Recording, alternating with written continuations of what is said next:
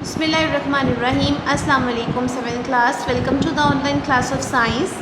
So as you all know that we have started our third chapter and third chapter is all about pollination.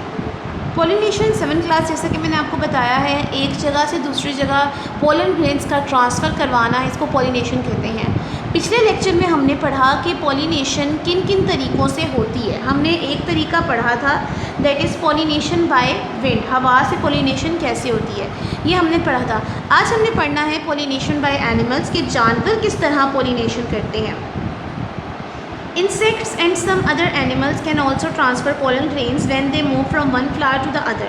तो कह रहे हैं कि छोटे छोटे हशरात कीड़े मकोड़े और दूसरे जानवर पोलन ग्रेन्स का ट्रांसफ़र करते हैं जब वो एक फूल से दूसरे फूल तक जाते हैं। ब्राइट कलर्ड पेटल्स के मतलब जो ब्राइट जो बहुत ज़्यादा चमकदार रंग होते हैं, कलर्ड पेटल्स जो होती हैं, चार्मिंग शेप्स उनकी दिलकश शक्लें, नेक्टर और उनका जो अंदर जूस होता है, गाइड्स एंड प्लेजेंट स्मेल और बहुत प्यारी खुशबू अट्रैक्ट एनिमल्स टूवर्ड्स फ्लावर, ये जानवरों को फूलों की तरफ मुतवज्जो करती है कि वो उनकी तरफ आएँ।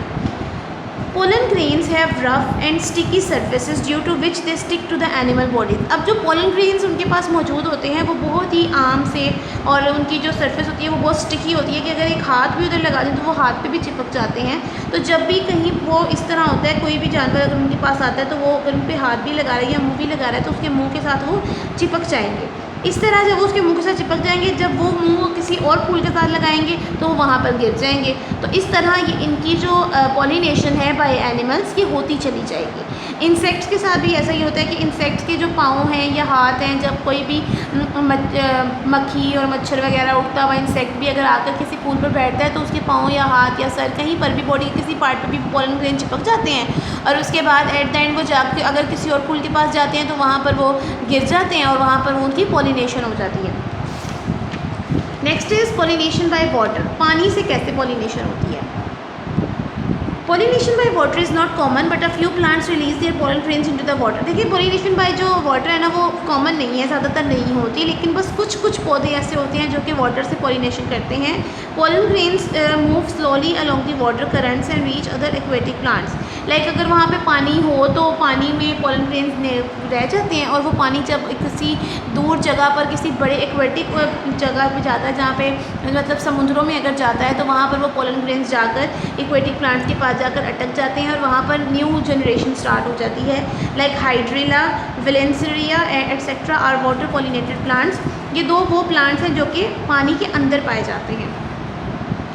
ठीक है, लिखा हुआ है squirrels pollinate flowers of silk cotton tree. जो गुलहरियाँ होती हैं वो सिल्क कॉटन ट्री की जो है ना पॉलिनेशन करती हैं उनके फूलों की। Bats pollinate flowers of cactus plant at night, और जो चमगादड़ होते हैं वो रात के वक्त पे कैक्टस प्लांट की पॉलिनेशन करते हैं। कैक्टस प्लांट आपको पता होगा जो ऐसा पौधा होता है जिसके इर्द गिर्द कांटे लगे होते हैं। दो पॉलिनेशन आज हमने पढ़ी, pollination by animals and pollination by water. तो पॉलिनेशन बाय एनिमल्स का मैंने आपको बता दिया कि ऐसी पॉलिनेशन जो जानवरों के थ्रू होती है, और पॉलिनेशन बाय वाटर भी मैंने आपको बता दिया ऐसी पॉलिनेशन जो कि पानी के थ्रू होती है कि अगर पानी एक जगह पे मौजूद है, वहाँ के जो प्लांट्स हैं उनके पोलन ग्रेन्स पानी में आ जाएंगे, तो पानी जब वो किसी और जगह पर जाएगा तो वहाँ पर जो प्लांट्स उस पानी में मौजूद होंगे वो उन तक पोलन ग्रेन्स चले जाएंगे और वहाँ से उनकी पॉलिनेशन स्टार्ट हो जाएगी। लिखा है observing the pollen grains. Pollen grains को आपने ऑब्जर्व कैसे करना है, this is a short activity. आपको चाहिए एक microscope, glass slide, cover slips, anthers of different flowers के एंथर ले लें आप। अब वो कह रहे हैं कि आपने क्या करना है, माइक्रोस्कोप के अंदर स्लाइड रखनी है और स्लाइड के ऊपर एंथर रखना है और आपने चेक करना है। अब उस स्लाइड के ऊपर जब आपने एंथर रख दिया, ऊपर एक कवर स्लिप भी रखनी है। कवर स्लिप बारीक सी ना प्लास्टिक की होती है। अब आप माइक्रोस्कोप में देखें कि आपको पोलन ग्रेन्स कैसे नज़र आ रहे हैं। फिर आप डिफरेंट फूलों के पोलन ग्रेन्स निकाल कर देखेंगे क्या सबकी शक्लें या कलर एक जैसे होते हैं। नहीं, every pollen grain is different from other pollen grains, लेकिन इनका काम एक ही जैसा होता है।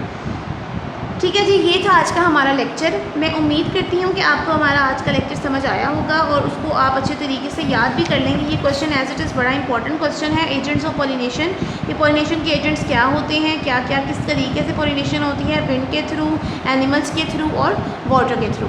मैं उम्मीद करती हूँ कि आपको आज का लेक्चर समझ आया होगा और आप इसको अच्छे तरीके से याद भी कर लेंगे। One more thing, you have to learn this all. आपने इसको याद करने के साथ साथ लिखना भी ज़रूर है।